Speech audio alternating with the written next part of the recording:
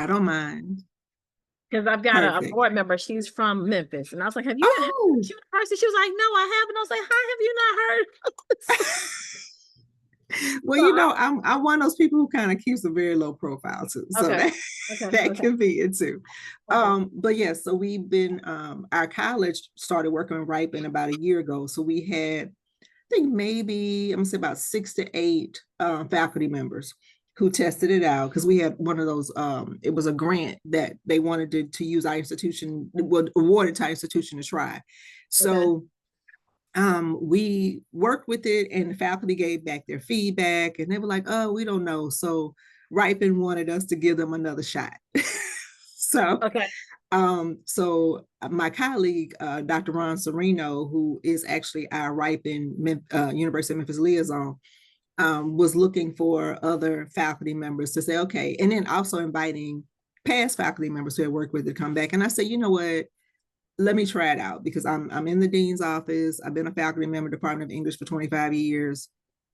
I helped him to kind of identify and recruit people to do it last time. I said, well, let me see. So this way we can give Ripen some additional feedback, from an administrative standpoint about, whether this is working or not. So I've been working with Yasin and Stephen, and they've been great. And I said, okay, let's see. So I'm excited. I was excited to when I think I even saw your business before you reached out to us because I wanted to have there were two things for me. Am I calling you Tamisha? Yeah, you can. Okay, Yes, and I'm Ladrika, please.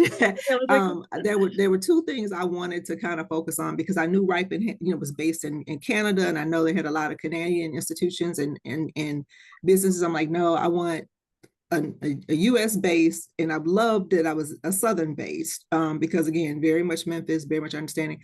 I love North Carolina. I was just there last year. I spent a whole month there at the National Humanities Center working.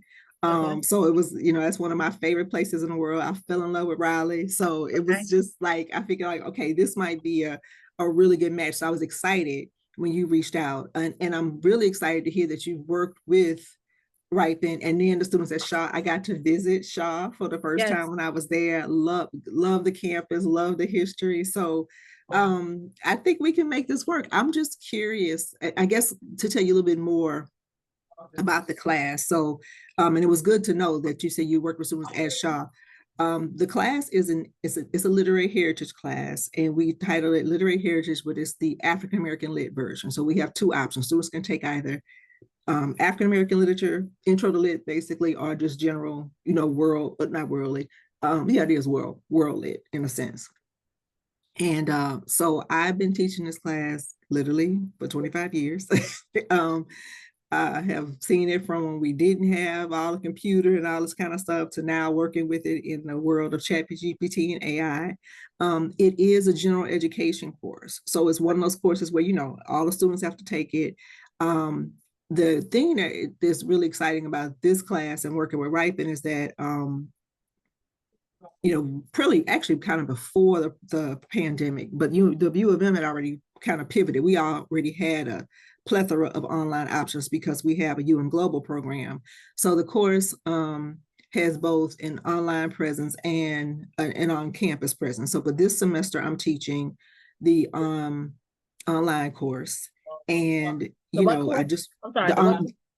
I call it the online, the web-based course. Okay. So we teach it both ways. We try to attract different audiences, students, to make sure we can accommodate their needs. So last semester I taught the campus based. This year I'm teaching. This semester I'm teaching a web-based, and so I told Ron, I said, yeah, I think this would be a good time because when you're teaching a web-based course, you have learners who many of them are already in Memphis. They just choose, for work or whatever reasons, not to come to campus, take a class, and that's fine. We accommodate that. Oftentimes we have students who are, what we used to call non-traditional students, but we don't call them that anymore because now we just have, our average age has changed in so many years. So the reality of it is the students who are taking the class I hate to say check off the box, but that's what they're doing. So what I try to do, because I am a literature professor and scholar by training, is figure out how can I make it interesting, right? How can I make it compelling? And with our university, which is again where Ripen came on right on time, was part of our strategic plan, and my college's strategic plan, bless you, Thank you. is to encourage, experiential learning and workforce development. So I don't know. So this is my first time having the opportunity to really think about, how do I do this with students who are not necessarily my majors, but students who, this is a platform course, and a course that they all have to take in some shape, form, or fashion for graduation. So that's kind of my entry in it. I am very much a novice when it comes to Ripen. So ready to learn, and also ready to figure out how to incorporate it into a course of this manner. Okay, so I am this is a good match, because not only am I'm living in North Carolina, I'm from Alabama. See, the South. Yes, so that's what I wanted. South, you got it. Yes. I'm coming back from a funeral this past week. My mentor was buried, and his name was Mr. Huntley Bat Sr. Okay. So there, when it comes to the hand of radio, there are only about a handful of Black radio stations in the country.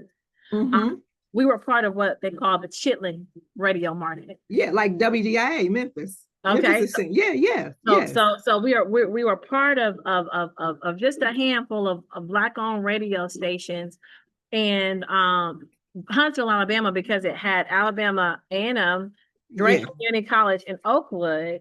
Yes. It was one of the perfect places to put on the Chitlin market, to go into those back roads of America and create stars. Yes. Mr. Bat owned 5 radio stations in that market. Wow. Not only did he bought the radio stations, I think when he bought them, he bought 2 from Mr. Willie Garrett, who started it. He was the visionary of the station. But Mr. The insurance man who had enough money, him and his wife, who was Dr. Virginia Caples, who was an administrator on the campus of Alabama A&M. They were a power couple, so they purchased the radio station. Yes.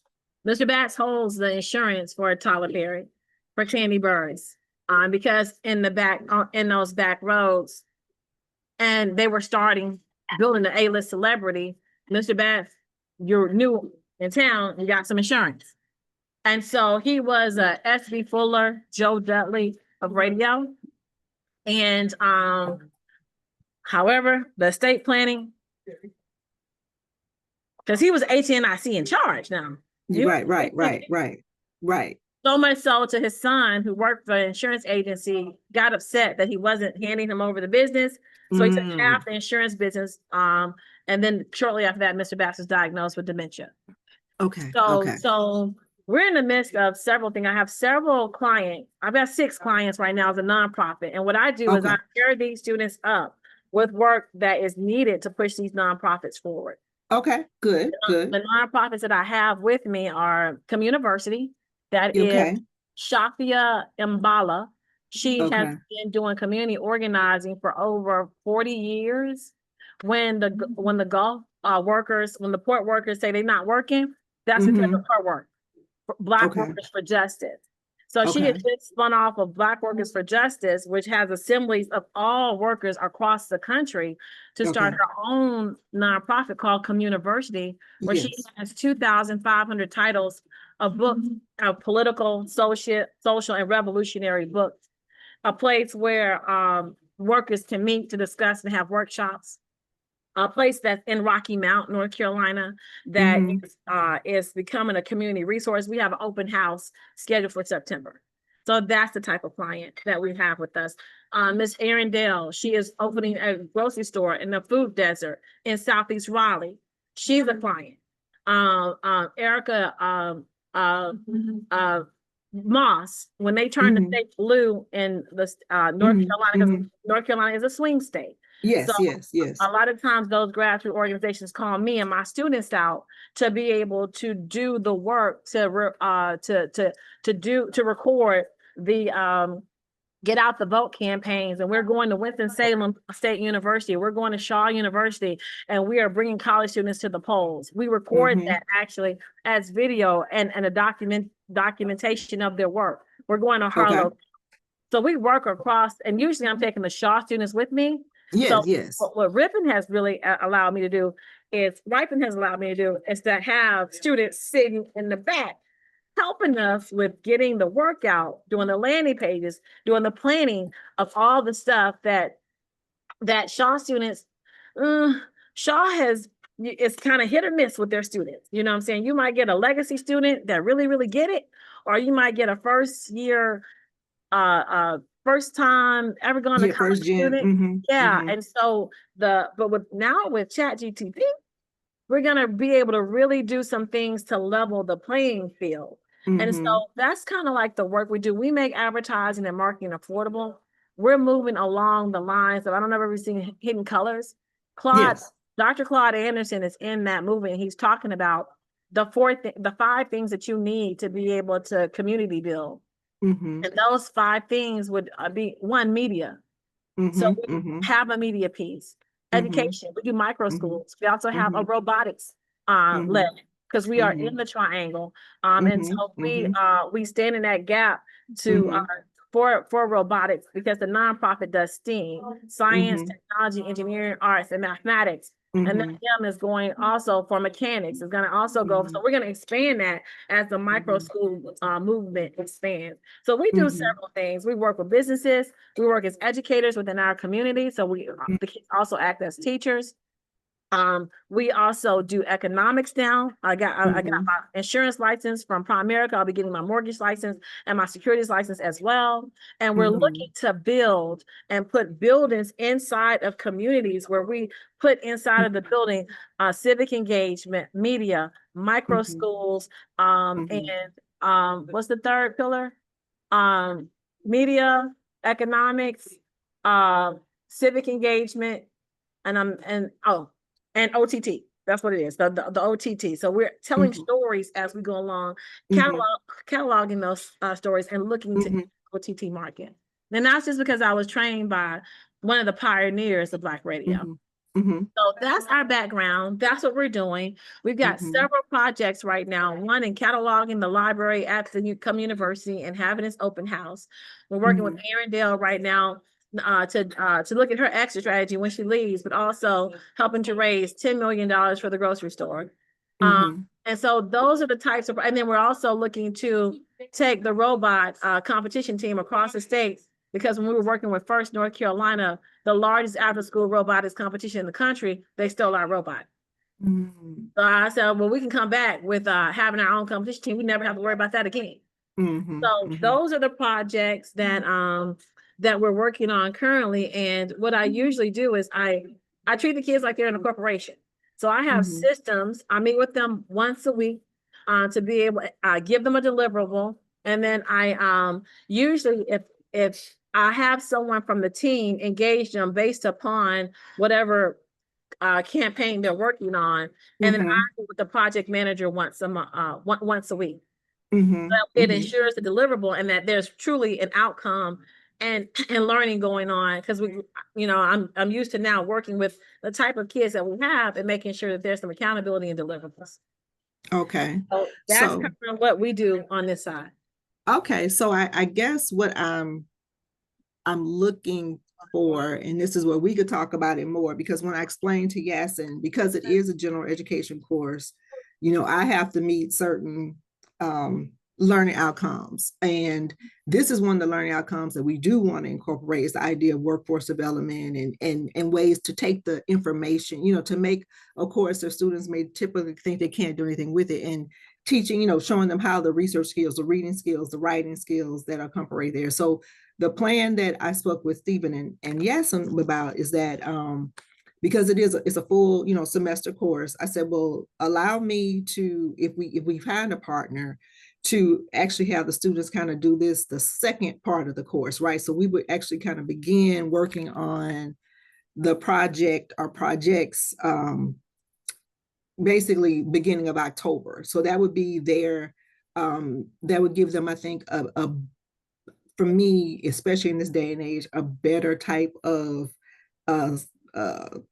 final assessment, right? It removes the, so to speak, traditional final exam in literature or the paper, because I have them doing a lot of that kind of writing in different ways. But that would be the part of the term, because I want to spend the first part of the term making them understand what writing is, what it does. Because again, I'm working with a online course. The students are coming in probably with one idea what they're going to do, and now I'm going to come in and say, yeah, we're going to do this and this. And I love the historical community-based work that you do, because this is, I think, something with many of the students we have at Memphis, very much like the students at Shaw. We have a mixed group. We have first generation. We have students who are, third generation. We have students who have different skill sets, right? We have, the typical 18, and then I might have the 81-year-old, so I think it's very much the type of group that you're used to working with on ground. So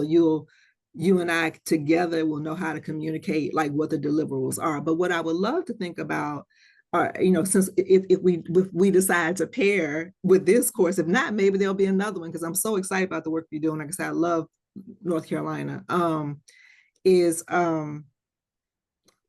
what just kind of, if you can quickly, what do you think that my students could bring to you, not bring to you, like what kind of projects? I want to be able to begin to build it. The history of Memphis. Well, that was what I had hoped, Tamisha. I mean, Memphis is where Dr. King took his last breaths.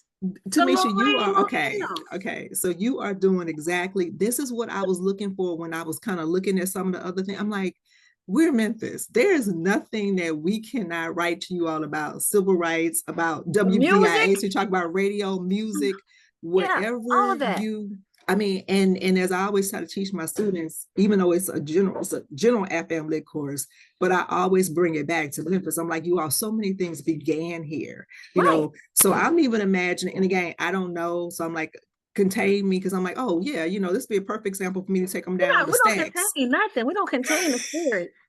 Yeah, like there's so many there's so many ways I can take the text that we have, because I use the Northern Anthology of African American Literature as the main text, but because it's an online class, I'm actually probably going to use more open access resources, so students can just click on links. They won't have to buy a book. I'm not saying that out loud yet. I have to design it again. I've done it before, but when I design the syllabus, I try to make it like multimedia, right? So they have a video about, the Ida B. Wells statue downtown that they don't even know is there, and that's been there.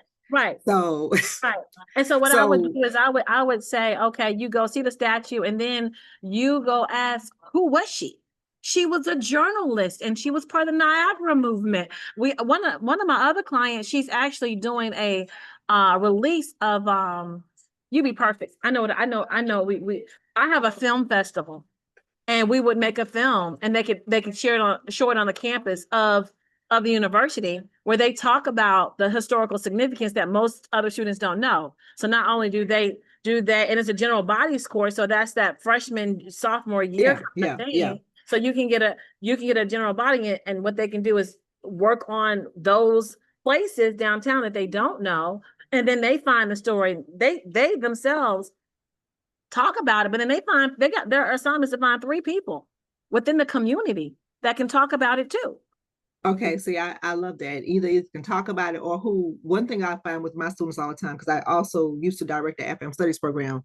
And what I used to do in that, when I taught the FM Studies research methods course, was that I challenged my students to, because again, I'm like, who are you reading, right? Who's telling the stories? Right. So I would challenge them to go and find an article from their particular discipline that was written by a person of color. And they would look at me like, well, why does that matter? I said, because you have to figure out how the research is being written, right? And then they would come back startled, because they had never heard of things like the Journal of Blacks in Higher Education. They had never heard of the Black Theater Association. That we had accomplishments. Exactly. They were like, wait, we have our own journals. I said, yeah. Right. So what I'm hearing, and I look, I think we're definitely ready to say yes to one another. This is the type of thing, because I teach an excerpt of Ida B. Wells's A Red Record in the class, because it's a survey course, so we can't go over everything, right? But we can build that out to where you know, they're reading wells, and now they're going to go out and find wells for themselves in the community. Right. And speak to and why was she important, and what did she do? Because you got to break it down. These are TikTok minds that we're dealing with. Yeah, see, and that's what I'm not the media expert, so I'm excited about this, but they know this is exactly what I'm looking at. I'm like, I can't beat them. ChatGPT and AI have made it to where I really cannot convince them to write originally unless they're in my classroom and I'm giving them a blue book, right? So I'm like, if I'm going to if you're going to be online to take this class, I need to figure out how to incorporate to make it exciting, but also so that you can utilize those tools properly, but also still encourage you, because you have to think about how you want to process this. So I think I know with your guidance, with me helping you from a media standpoint, and I'm so excited that you're like, we're in Memphis. There's nothing. I mean, look, we can hit. I didn't know Imbala was in Memphis. I had no idea. I just know I researched her. I mean, I knew her name like everybody else. I knew her name.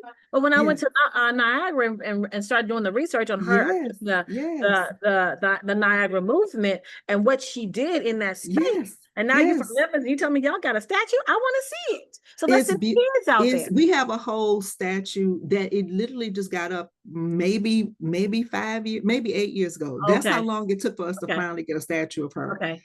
And that area, I mean, my students probably go down there going to the games, but they don't see it. Like, you pass by and it's so, it's beautiful. Well, unfortunately now it's cluttered with debris because, again, but it's sitting right there next to in the same area of Robert Church's church, Robert Church Park. You know, Robert Church was the African-American millionaire who saved Memphis after the yellow Didn't know that. So put him, he got to tell his story. So it's really about telling the stories of the people of Memphis. And I want the kids to tell the story, because then they are growing up here and they don't know. No, right. Okay, done. When our next meeting, what I do is I pull together his shots and angles so I can teach them that. And then I can teach them the story of how to open interviews. So they got to find 3 people who knew the story. They got to tell us who they are. And then they got to find 3 people that also knew who they were. And they got to interview those people. Okay, I think we can do this. What I'll do is I'm going to start. I'll start, because I gave Jason and Stephen like a draft of the syllabus, but I'll start working on it more so you can see exactly which stories I'm hitting on, and those that are really like Memphis focused.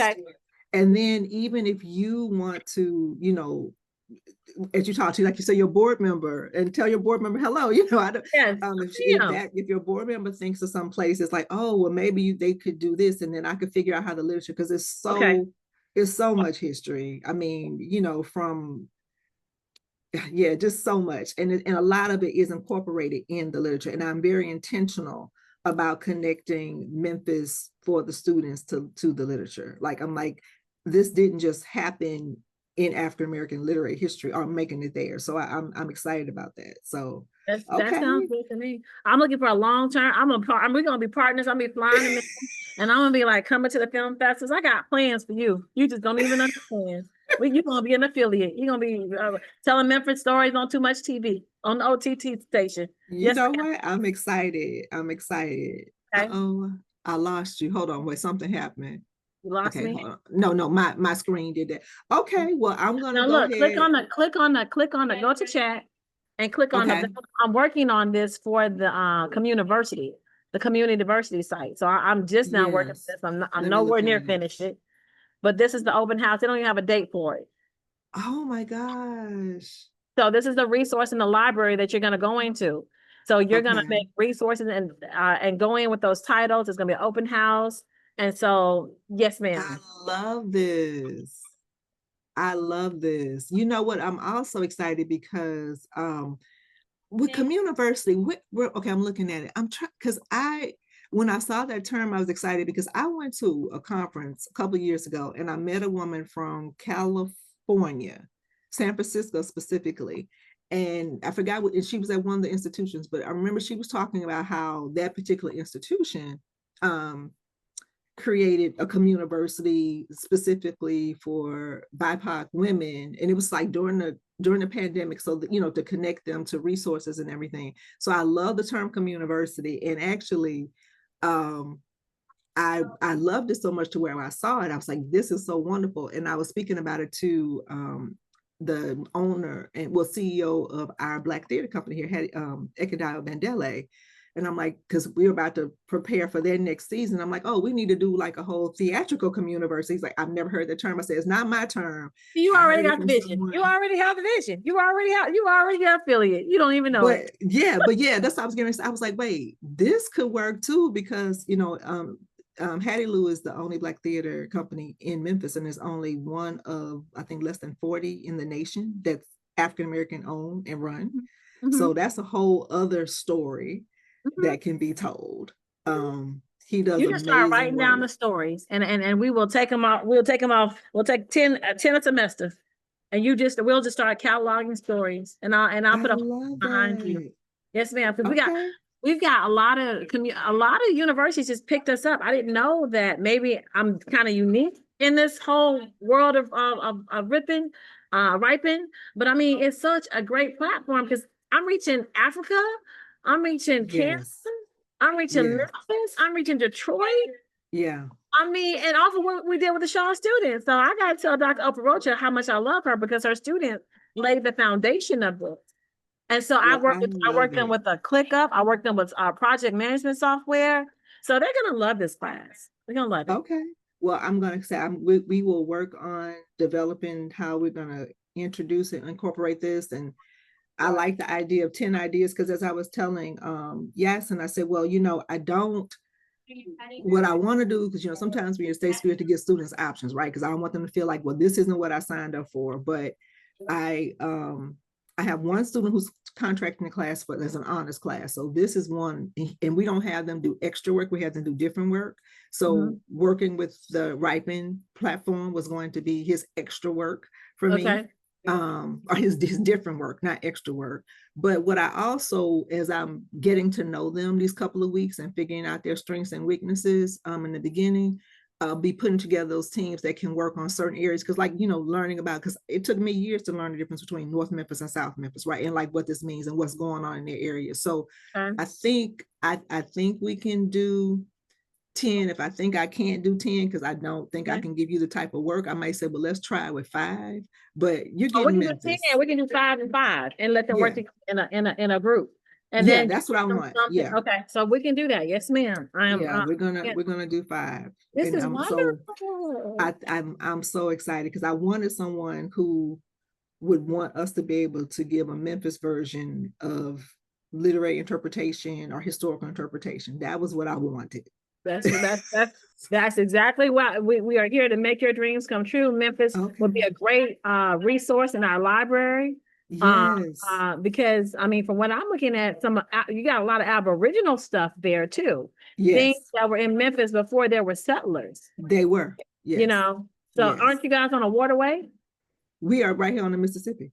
Okay, so then when you find, every time you're on a waterway, you find a lot of indigenous culture because the indigenous use water as a way of transportation. Yeah, and we had.